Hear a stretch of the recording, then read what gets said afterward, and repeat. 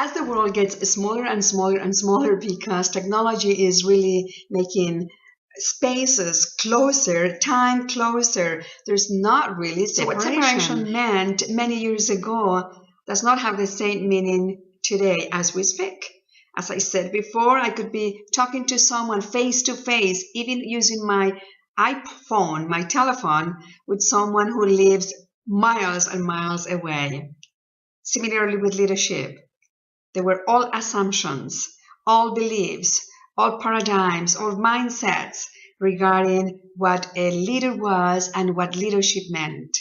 And the purpose of this video and this training is to demystify the word leader and leadership. Is about reframing, is about evaluating and making the change, making the shift. In other words, to look at the old assumptions and unlearn those if we choose to, in order to become a leader of this new era. We can see what we can unlearn.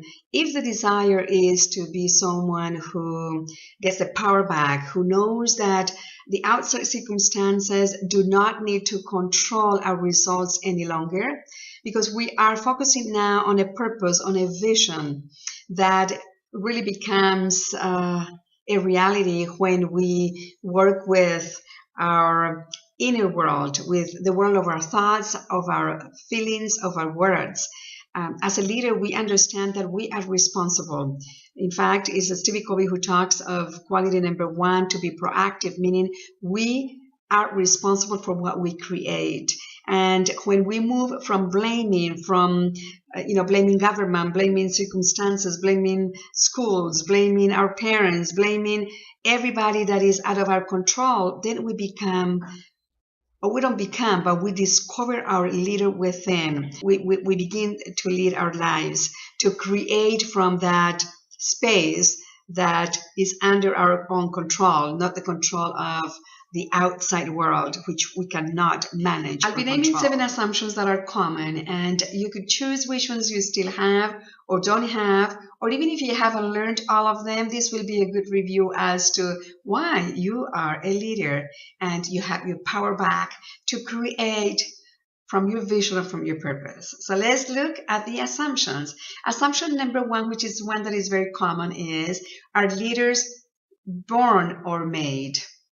Number 2, leaders are people-pleasing. Number 3, leaders manage time well. Number 4, leaders motivate themselves and motivate others. Number 5, leaders speak well. Number 6, leaders are reasonable. And number 7, leaders know how. And the key word here is how to lead. So what's next? Well, we're providing a series of videos with each of the assumptions and then PDF files with questions for each assumption that it is for you, for all of us to question, to evaluate, to look into it. Because as Carl Jung said, if we don't bring what we have in our subconscious to our conscious, this one will be our destiny. And that phrase really brings me into the power of awareness.